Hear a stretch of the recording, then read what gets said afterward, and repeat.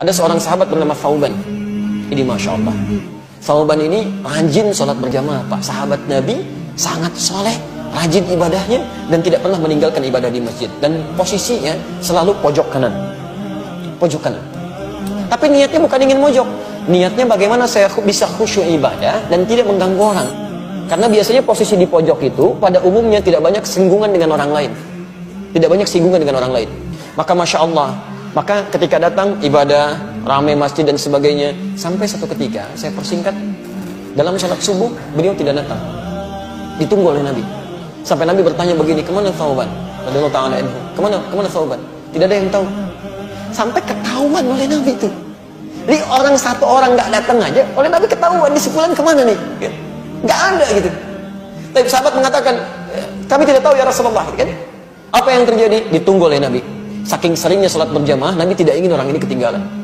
Ditunggu sampai agak kemudian melewat, waktunya mulai berlanjut, diputuskan untuk dilakukan sholat. Ya, karena dikhawatirkan habis waktu subuhnya. Sholat ditunaikan, selesai menunaikan sholat, diputuskan untuk menengok sahabat tadi. Perhatikan, orang sering ke masjid, tidak ada di masjid, Nabi masih mengajak sahabat untuk menengok. Itulah jamaah. Anda tahu ketika menengok itu, ditelusuri jalan ke rumahnya, itu ternyata jarak yang ditempuh 3 jam. 3 jam. Nah, yang paling ingin saya sampaikan ketika ditengok, istrinya kemudian mulai keluar mengatakan, Tufiya zawji. Aina Thauban? Kemana Thauban? Kata Rasulullah SAW. Kata istrinya, Qad tuwfiya, dia sudah wafat, meninggal. Lalu Nabi berkata, perhatikan kalimatnya, apakah ada yang terjadi sebelum dia meninggal? Ini yang harus kita catat. Apa yang terjadi? Kata istrinya, saya tidak merasa ada yang istimewa, tapi saya tidak memahami 3 kalimat yang diucapkan. 3 kalimat. Nah, apa itu? Nah, ini hikmahnya yang harus kita tangkap. Sebelum beliau meninggal dalam sakaratul mautnya, beliau mengatakan, kenapa nggak lebih jauh lagi, katanya. Kalimat pertama, saya tidak paham itu. Kalimat kedua, kenapa bukan yang baru, katanya kan? Kenapa bukan yang baru? Dan kalimat ketiga, kenapa tidak semuanya aja?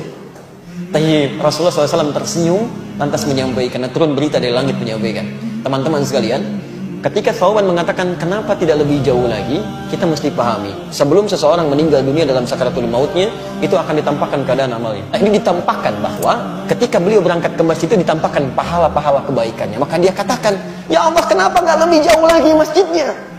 Sehingga ketika saya jalan itu mendapatkan lebih daripada itu. Bukankah langkah pertamanya mengangkat derajat di sisi Allah? Langkah keduanya menggugurkan dosa yang di bawah. Masjidnya tempatnya 25 lebih bagus daripada tempat biasa. Yang satu keduanya 500 tahun, dua ketiganya 500 tahun, tiga keempatnya 500 tahun. Kata sahabat Thauban, ya Allah, kenapa nggak lebih jauh lagi?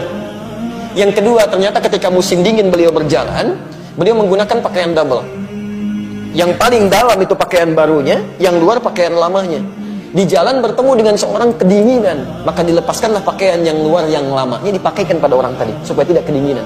Ketika ditampakkan pahalanya, beliau berkata, ya Allah, kenapa bukan yang baru yang dulu saya pernah berikan? Kenapa bukan yang baru? Allahu Akbar. Dan terakhir mengatakan, kenapa bukan semuanya? Karena beliau terbiasa bersedekah pada orang, memberikan kebaikan-kebaikan, kadang-kadang berbagi dengan orang lain. Ketika ditampakkan pahalanya, Allah, kenapa nggak semuanya aja dulu saya kerjakan? Ada penyesalan dalam jiwanya.